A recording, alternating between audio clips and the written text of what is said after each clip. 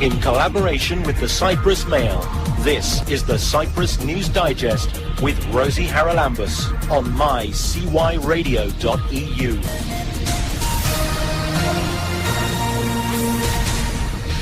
And welcome along for the third Cyprus News Digest with me, Rosie Charalambous. Coming up on the programme tonight, we'll be talking hip-hop with Audiopharmacy.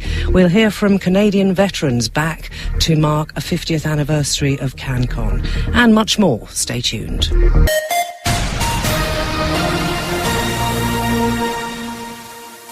Now, when Canadian troops arrived in Cyprus on March 15th, 1964, they were the first UN peacekeepers on the island and scheduled to stay for just 3 months. In fact, they stayed for almost 30 years, and 28 of them lost their lives here. Most of CanCon pulled out in 1993, although there remain a handful of staff officers. To mark the 50th anniversary of their arrival, Canada's Veterans Minister, Julian Fantino, has been on an official visit to the island this week, along with 10 CanCon veterans. I caught up with them at the Famagusta Gate on Monday evening at an exhibition marking the anniversary, where I spoke to veteran Gary Best.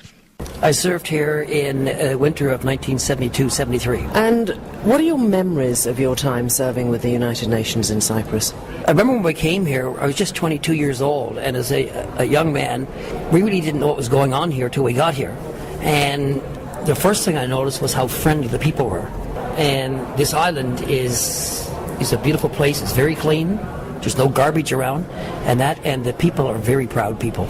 Your job when you were here was basically, what, keeping the two sides apart? Because we're talking prior to the 1974 invasion.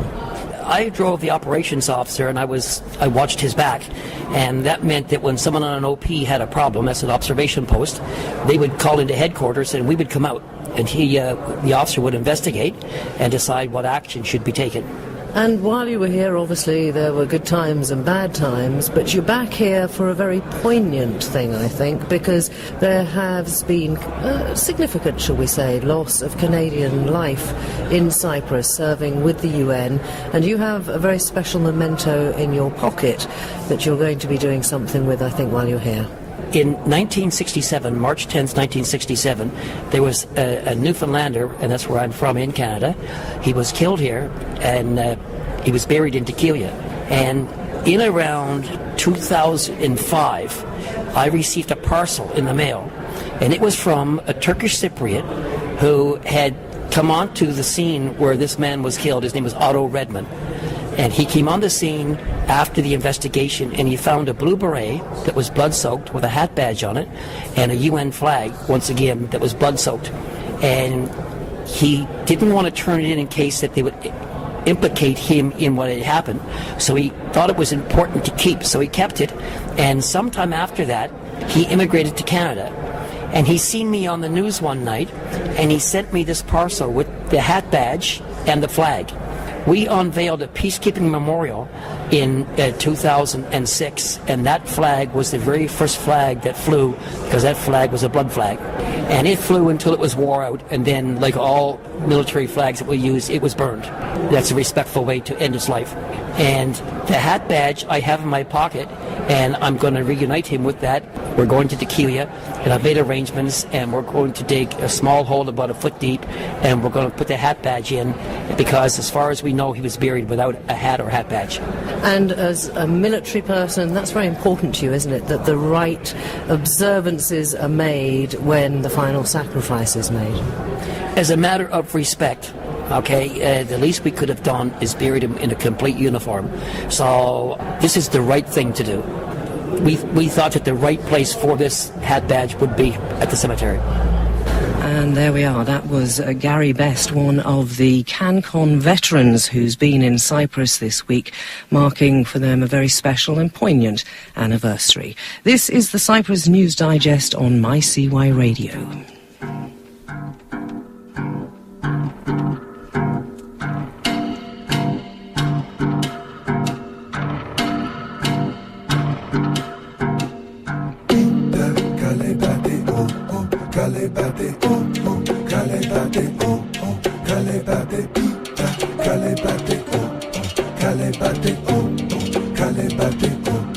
No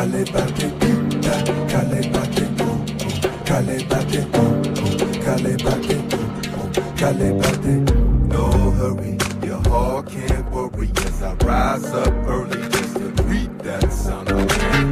No hurry, I got no worries as I write this story. I'ma teach someone we can. No hurry, our mind ain't worried and our vision ain't blurry. We gon' reach our queen, I'ma say.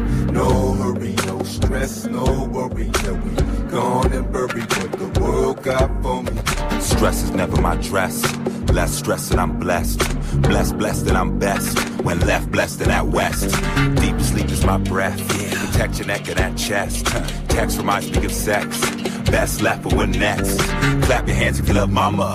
Stomp your feet if you love father. Prosper, that will be proper. Making green but off the liquor shots up. Or maybe something less drama. Temptations eating like Dharma. Traumatized by that timer. Modernized the vibe with them dollars. Dollar made them all shallow. Swallow made the leash collar. White collar killed mama. Talking about damn, it's gonna be long summer. Things will make you just wonder. What drugs are they under? Will we ever recover? But all we could do is just love her. Stress is never my dress. Less stress and I'm blessed. Blessed and I'm best. When left, blessed in that west. Stress is never my dress. Less stress and I'm blessed. Blessed and I'm best. When left, blessed in that west.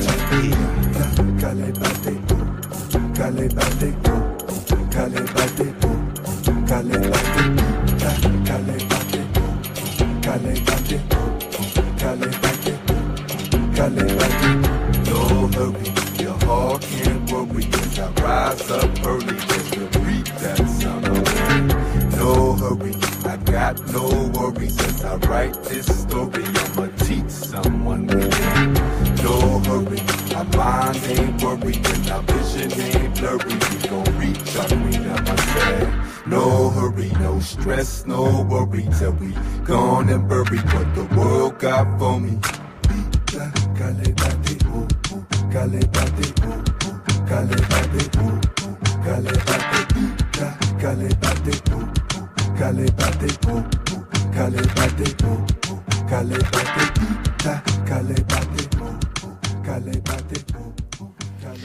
Well, what did you make of that? No worries. And the gentlemen sitting with me in the studio look like they don't have any either. They are Audiopharmacy, who were performing there for us all on the Cyprus News Digest. And they're with me in the studio. You're billed as hip-hop artists, but I think from the stuff I've been listening to of yours, I would say that it's not exactly hip-hop. How would you describe it? There is no way to describe this music. You just must listen. But it's mixing world music into it, isn't it? Because you all come from very different backgrounds, I guess. Yeah? Do you want to just go around? Tell me, where did you come from? Keep Your Joy. I come from New York. I'm a bass player. My name's Ross. I'm the keyboardist and vocalist in the group. I'm from California, San Francisco. And I'm Ras Kwame. I'm from the Caribbean, U.S. Virgin Islands. And I bring the reggae flavor, tropical flavor to it. Teo? My name's Tio. I do. I'm just a music lover myself. I'm on stage. You find me on guitar and turntables. Sometimes beatbox and drum machine as well. In the studio, I just play a lot of instruments. I enjoy all sounds. And Pasha? My name is Pasha Brown, and I'm an MC in the group as well as triggering samples during the live show. So, you all came from different backgrounds, but you all obviously enjoy the music that you're making. When you get together to make a new track, how do you go about it? Is it like a jam session, or do you gel ideas together first verbally, or somebody gets a riff in their head and it take it from there? We usually just arm wrestle, and whoever wins. No, we come up with songs in all different kind of ways. Many formulas. Yeah. Me and Pasha write the lyrical content, and so sometimes it sparks from there. Sometimes it sparks from, one of us writing something musically. But yeah, there's many different ways. Sometimes it comes from silence. Yeah. And bringing these different sounds together means presumably as well that you said you like playing different instruments too. Are you on the lookout? I mean, world musicians everywhere these days seem to take great pleasure in introducing new instruments into the mix or making new sounds from the instruments that they've got. If you ever come to my studio in San Francisco, it looks more like a museum than a studio. Some studios look very, just cold and electronic. Mine is kind of like a lot of organic instruments. I don't even have a keyboard, actually. I just have instruments hanging on the walls everywhere, and there's definitely a lot of cables too.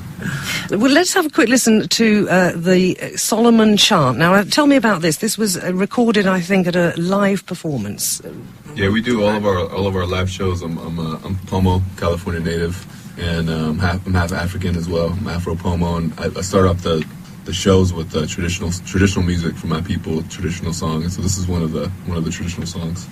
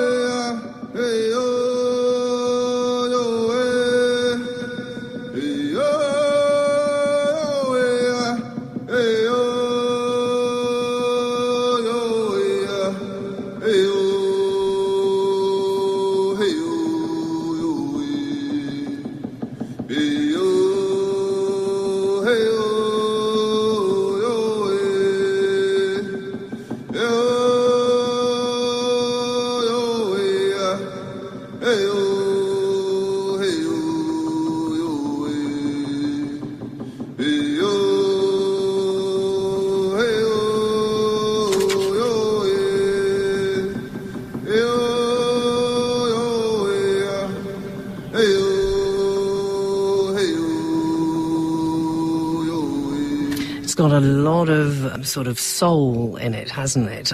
When you say it's a traditional chant, when is it usually sung? That song's it's like a prayer song. So it's kind of like we call it the miracle song. So it's just for whenever you need a miracle, or you're praying for somebody, or we use it a lot in ceremony, and when somebody's sick, or praying for your ancestors, or praying for You've been doing a workshop today, and I know you've got a performance coming up at the weekend. What was the age of the youngsters you were dealing with today, and what did they think when you played this sort of music? Because I bet a lot of them haven't really heard this sort of stuff before. Well, we were told that they hadn't really been experienced to hip-hop, and we've noticed from our experience that hip-hoppers haven't even been experienced to our style of hip-hop. So, I guess they got to experience something today that they probably haven't seen before. I think age group 18 plus, college students. Yeah. Oh, so okay, they weren't sort of young kids. They were people who possibly were musicians themselves. Yeah, exactly. It was a lot of musicians actually that was in there attending. Mm-hmm. You're going all over the world. You do a lot of tours, I think, and therefore you come across a lot of different types of music when you are abroad. Are you able to bring any of that back with you? Have you been to somewhere and heard the music of that particular location and thought, oh wow, we could use this? Definitely. Even from every country we go, we try to make it our duty to, collaborate with the locals and grasp some of their music and bring it back with us, for sure. This particular tour is a cultural exchange, so it's almost our purpose to be here to share our culture and learn other cultures as well. So you need a bouzouki. Bouzouki? Yeah, we've been hearing about the bouzouki.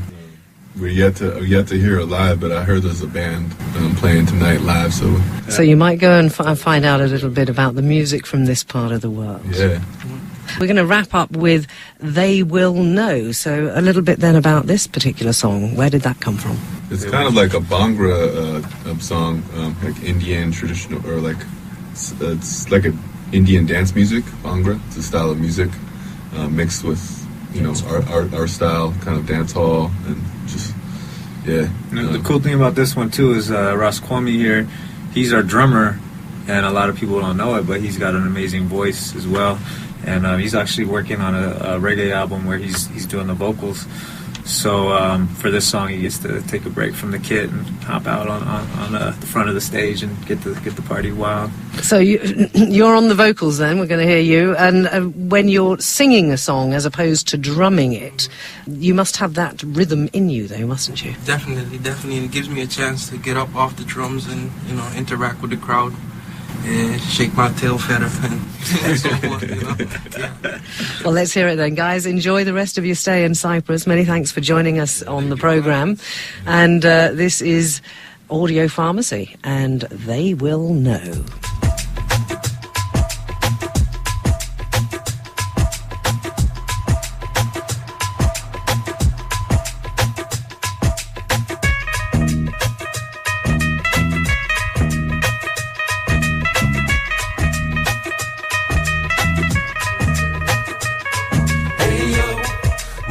Say turn down low, and the music start to go, and it start to lose control, and the people they will know. When the lights say turn down low, and the music start to go, and it start to lose control, and the people they will know. Know yourself, no creator. Dream bigger, never waste no minute on no paper. Stop paying rent, you need to put it on the acre. Pray the most high, we never waiting for no savior. Don't need no college, let the music educate ya. Always on my mind, only in a different flavor. Hear it all the time, whether minor or a major. Shake to the rhythm what your ancestors gave ya. Babylon is some real murderer. Them kill innocent youth and get out of order, and leave no fuse without a father. Don't have a guide, don't have no mentor. Too many promise, so much fast leader. Don't know who to choose from, who is realer. Guns are bust, innocent blood a spiller. Force no post, them a shoot fi kill. But Babylon you can't come in ya. Strictly roots and culture where they in ya. Ay. Oppressor man you can't come in ya. Audiopharmacy where they in ya. Ay. Hey yo, when the lights say turn down low, and the music start to go, and it start to lose control, and the people they will know. When the lights say turn down low, and the music start to go, and it start to lose control, and the people they will know. Great stuff, isn't it? That is Audiopharmacy, and They Will Know.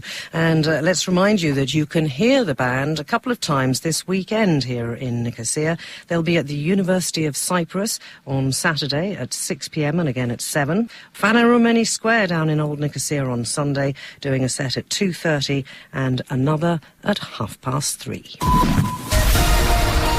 Keep up to date with events and news in Cyprus with the Cyprus News Digest. You can stream it live on mycyradio.eu, listen again on the Cyprus Mail website, or download the podcast to your phone or tablet and listen anytime, anywhere.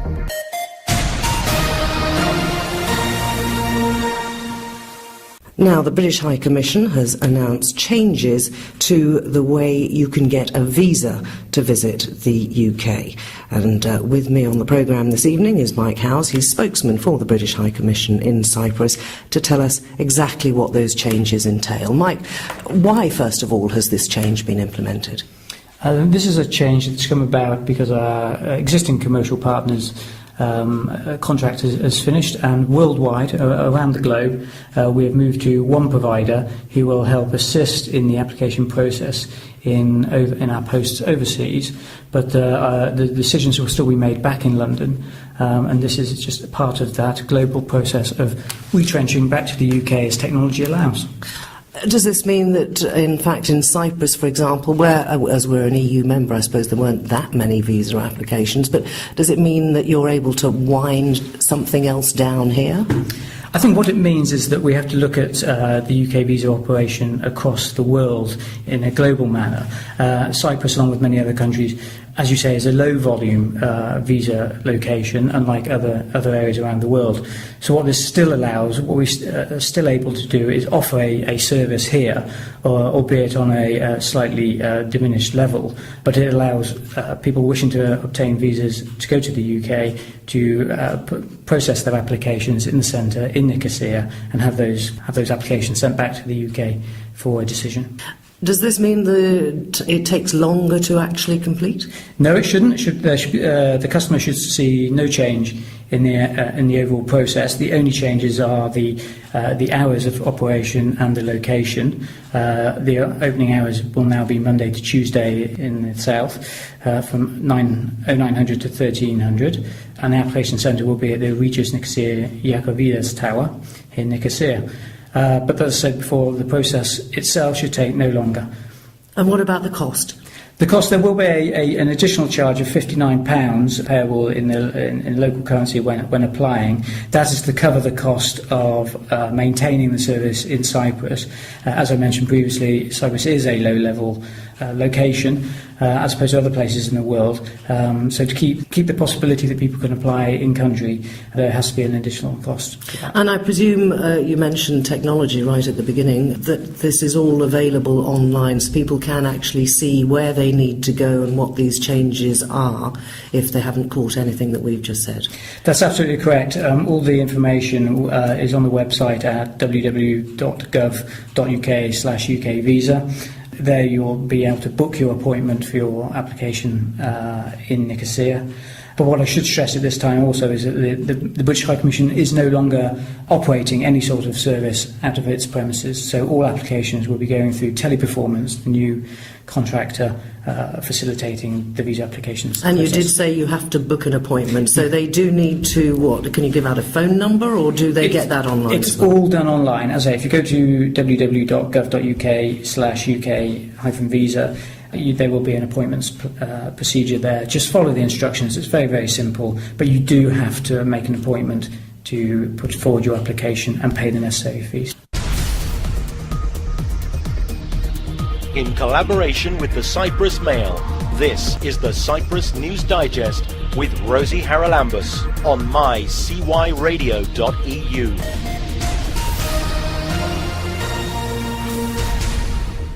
Last Saturday, there was a very interesting discussion as part of Women's Film Week. It was on young women's participation in politics, and one of the speakers was the Finnish ambassador to Nicosia, Her Excellency Anu Saarela.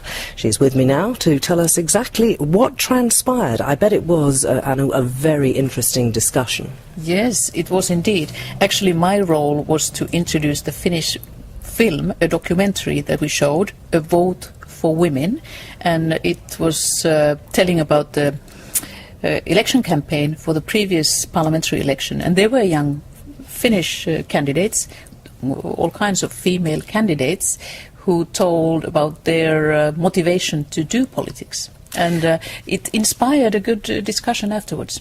Because in Cyprus, as in the rest of Europe, of course, women are totally underrepresented in political life, both at national and local level. What sort of things transpired during that discussion? Did it motivate any of the young Cypriot women there, and I'm sure there were plenty, as to how they could possibly change things and break through these taboos almost? Yes, we had a couple of Cypriot young politicians, both from the Greek Cypriot and the Turkish Cypriot community, and they gave a very passionate, testimony of why they went into the politics. But what I understood is that actually what is really taking a lot of energy in politics in Cyprus in general is the Cyprus question. Their message was that actually women should be able to network better, even among different parties, as we, for instance, do, to promote issues that are maybe closer to women, social issues, etc. So what they were really asking for was maybe more collaboration, also between female politicians, so that older people who already have experience in politics would mentor younger ones, etc. And this was one of the somehow sympathetic elements in the film, was that there were politicians who had already established themselves, served as ministers, etc. in Finland, and they would mentor younger ones. And that for them seemed to be very valuable.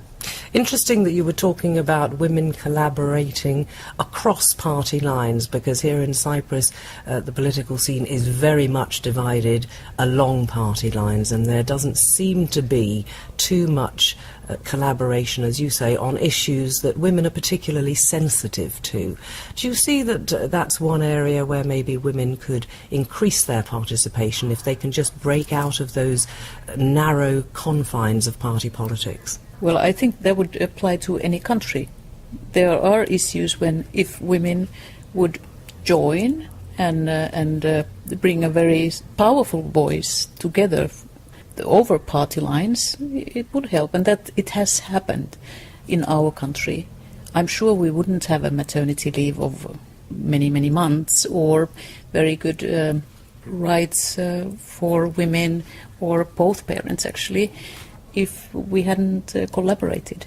It's not a party issue really, it's more of a social issue for every woman, irrespective of party affiliation.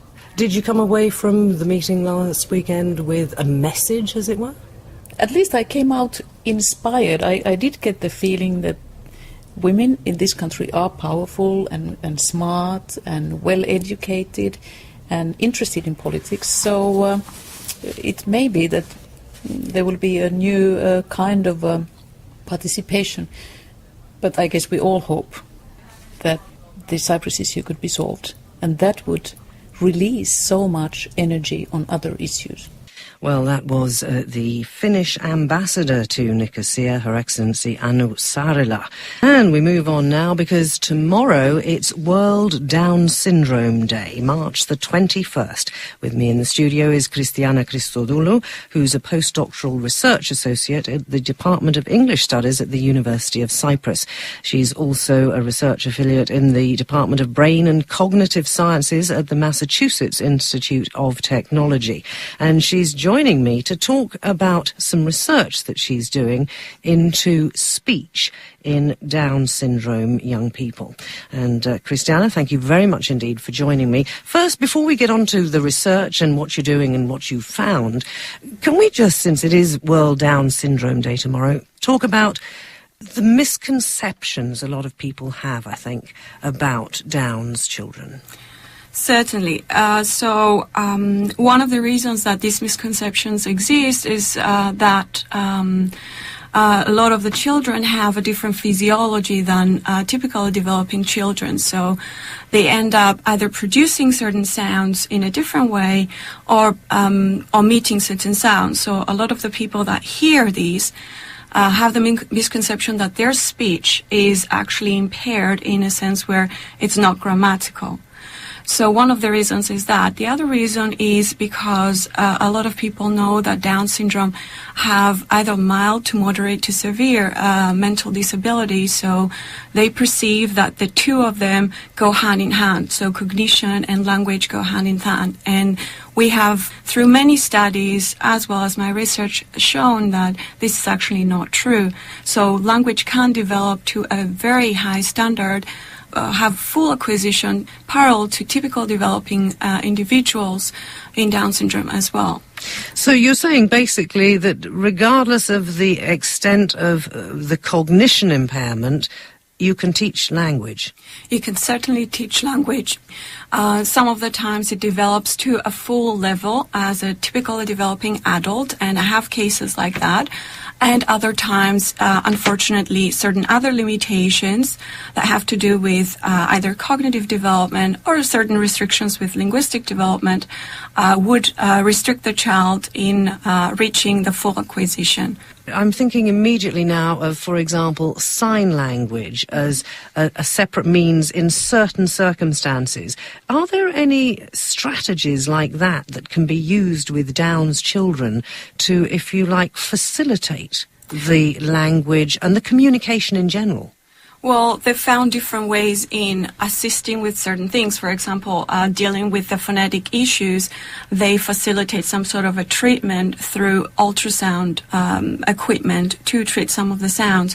But what I guess it's very interesting to see is that some of the children, or I would say the majority of the children, have developed a system on their own. So they have these very consistent strategies that they use to deal with their problems. So, for example, if they have an issue where they forget something grammatically, they will use a different strategy to say, in terms of meaning, exactly what is asked for them in a different way. And what is fascinating is that this is consistent throughout all of the children that we have seen so far. Now, your research, I think, is comparing, in a way, adolescence with children much younger in terms of how language develops at different ages, because I presume, like every other form of development in a human, it goes through stages very much linked to age. So yeah, we're comparing both children and adolescents with Down syndrome with children with typical language development. So we start from the age of 6 with Down syndrome up to the age of 18. And for typical developing children, we start at the age of 2, which is kind of the more comfortable onset where they could produce sentences more than a couple of words, up to the age of 6-11. It's kind of a continuation to what I did for my doctoral research, where we had adults, Down syndrome adults, starting at 18 to 45, and typical developing children starting at 7. So in a way, we're going a step backwards to see where it all begins. And it's very hard to actually find Down syndrome children younger than 6 who would have a speech that's comparable to a 2-year-old, unfortunately. And is that in any way possibly due to the fact that, I'm just thinking, first parents very often don't talk to their children before the children can talk, and of course if you do talk to your kids, you're bringing on their language development by leaps and bounds, even if they're not responding, seemingly. So do parents of Down's children sometimes sort of think they can't communicate, and therefore they're not giving them as much of themselves in order to elicit responses that would help in that language development? Right, so we know from language research, as long as we have started studying children's language, that the linguistic environment, the way people speak around you, the feedback you get and the input you get is what basically facilitates you to develop language in the first place. So a lot of the parents, unfortunately, are misinformed either by their surrounding environment or even professionals, that children would very hardly be able to communicate. So having that misconception, they might, in a way, not communicate with their children in the best possible way that they would with a typical developing child. So that kind of restricts their input. But also bear in mind that when you have a Down syndrome child, you need to start very early with any kind of treatment that would help, because bear in mind that there's issues that have to do with hypotonia around the mouth area, with a smaller oral cavity, a lot of things that need some sort of an intervention, speech language therapy, occupational therapy, all of these things. As soon as you can start implementing them, you would basically facilitate the child to be able to start learning and start using language as early as possible. Yeah, and it would seem logical to assume that the more stimulus you're able to give any child, and the ones we're talking about, I think this is particularly probably true, then the better that they will be able to find ways of communicating, and the stimulus will actually work as a catalyst. Yeah, that's absolutely true. So the more input you give to the child, the more they're exposed to any kind of language, either by observing you or better yet by the interaction, either with their siblings, their peers, their parents, their teachers. Any kind of input they can get would definitely help them improve and be able to reach a certain point as much as they can reach based on their abilities. Christiana, for many years in Cyprus, Down syndrome children were hidden away to some degree. Yes. There was a lot of prejudice here. That, I know, is changing and has changed. Are we also seeing fewer Down's children in the general population since the prenatal testing and so on? I mean, can you just fill us in on the more general aspect of incidence of Downs in Cyprus? Yeah, so we are definitely seeing less children, not only in Cyprus, but also worldwide. But from what I can see from the research that we have started since last year in Cyprus, it's actually very hard to find Down syndrome children. I have to travel all across Cyprus, all of the cities, to actually get access to children. So the prenatal testing has definitely reduced the number of children that are born with Down syndrome. But also, what I guess I'd like to touch upon a little bit is that unfortunately the society itself is not as accepting as we would like to think. And this comes from the complaints that I've been hearing from the parents. A lot of the children and the families have been marginalized. A lot of the parents say that a lot of the professionals treat them differently. They, instead of giving them hope and giving them solutions, they kind of say, you're in denial, you have to accept that this is as much as the child can go, which is, in my respect, from what I know about language, actually not true. You can meet Down syndrome adults, even older than 30, that they could still learn and they can still improve. So I don't know if these misconceptions come from lack of experience or knowledge, at least concerning to language. But yeah, they're not actually accurate. And what can be done about that? I mean, obviously education, particularly of the general population, and most particularly then of professionals who are dealing with these families. Yes, unfortunately professionals in a way are not very accepting in this sense. So they might not think that someone who knows about language would be able to come in and tell them that this is not actually what's happening, you know. They can still develop. Well, the way to deal with this is actually to inform the general population. So one of the movements that we could do is get a little bit more media exposure.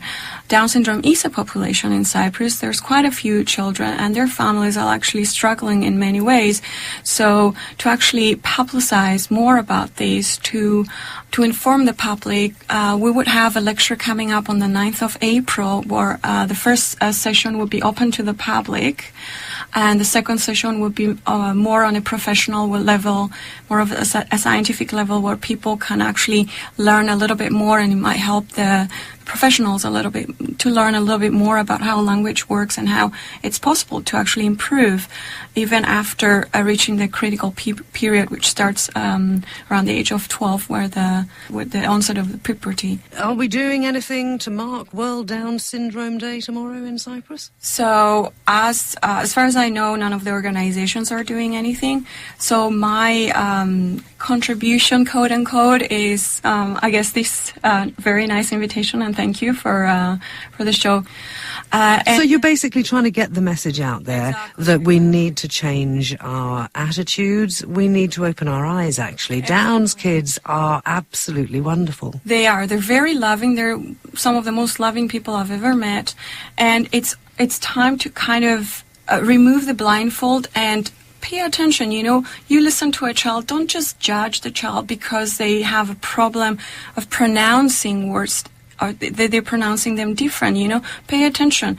Maybe they have a problem in pronouncing, but their grammar might be entirely perfect.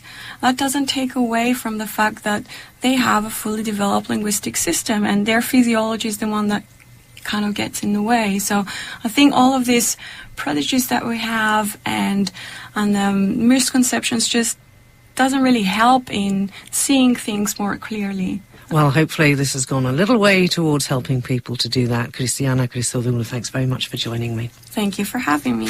Tomorrow, World Down Syndrome Day. If you've got comments, of course, on anything that you hear on the programme, you can always post them on our Facebook group, and you can also get in touch with the Cyprus News Digest at gmail.com. Cooking in the kitchen, driving a car, it's Rosie on the radio. The European Parliament has just approved the Horizon 2020 package, which includes 2 areas under the responsibility of Androulla Vasiliou, the Commissioner for Education, Culture, Multilingualism and Youth. That's the European Institute of Innovation and Technology, or EIT, and the Marie Sklodowska-Curie Actions. Parliament voted for a substantial increase in the budget for the EIT to €2.7 billion for the next 7 years, a move that the Commissioner welcomes. This sends a very clear message about our commitment to innovation and investing in education and research to nurture the entrepreneurs of tomorrow. I am convinced that the EIT and its knowledge and innovation communities will make a major contribution to how Europe addresses the economic, social and environmental challenges it faces. We are investing in a new approach to innovation and a change of mindset towards a more entrepreneurial culture in which we can build the right ecosystems to boost innovation. The budget increase decided by the Parliament means the EIT will move up to a whole new level. We will build on the success of our 3 existing KICs and create 5 new ones. In 2014, we will launch KICs for healthy living and active aging and raw materials. A call for proposals will be published soon. In 2016, we will add 2 more, food for the future and added value manufacturing. The 5th KIC for urban mobility will come on stream in 2018. The EIT will be able to spread its innovative approach across the whole of Europe. I strongly encourage everyone involved in innovation in Europe, wherever they are, businesses large or small, universities or research centres, entrepreneurs or national and local authorities, to take advantage of the opportunities the EIT can offer. Now is the time to join the EIT revolution. And what about the Marie Sklodowska-Curie actions, which will have a budget of more than €6 billion in the next 7 years? This will allow us to support more than 65,000 researchers. Our Marie Curie researchers and PhD candidates make a vital contribution to science and innovation in Europe. They work in many disciplines, from health projects which could save millions of lives to human sciences and blue sky research. We are building on a great success story. Since the launch of the Marie Curie Actions in 1996, we have supported 75,000 researchers of nearly 130 different nationalities. The programme also supported the research work that led to the discovery of the Higgs boson at CERN and to the award of the 2013 Nobel Prize for Physics to Peter Higgs and François Anglais. With Horizon 2020, we will continue to ensure that Europe attracts and promotes the most talented scientists and entrepreneurs, which is key if we are to compete on the world stage. And that was our EU Commissioner for Culture, Multilingualism and Youth, Androulla Vasiliou.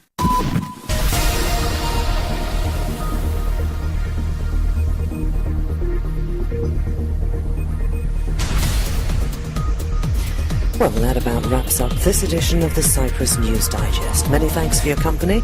Hope you'll join me next week. Till we meet again, take care and God bless. Bye-bye now.